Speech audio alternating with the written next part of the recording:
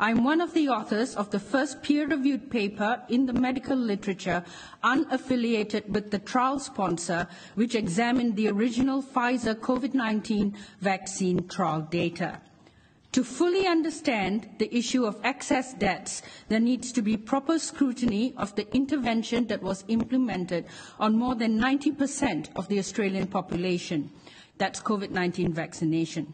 More than 50% of the Australian population took Pfizer's mRNA vaccine. At the pivotal point of Pfizer's vaccine approval in December 2020, there was a gross misrepresentation in what was presented publicly.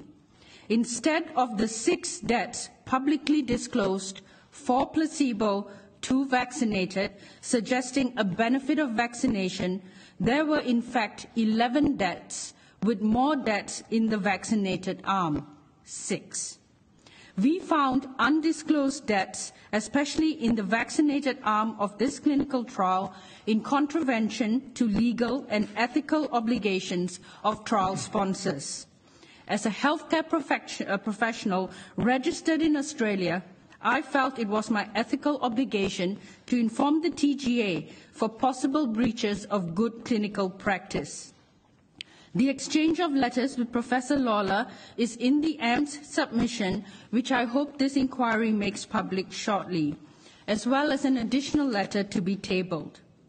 In 2022, I was investigated for more than 6 months by APRA, when I said it was not honourable for the medical profession not to be able to tell their patients what, in their medical opinion, harms them. Despite the immense stress of the investigation, I stand by my words.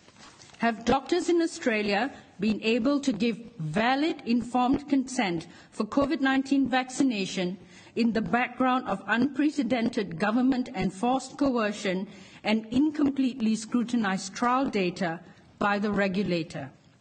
If the clinical sponsor can hide deaths and autopsy results, ignore a sudden adult death and cardiac event signal in the clinical trial, with the regulator waving this along, what else can they hide? I hope this committee seeks these answers. Thank you.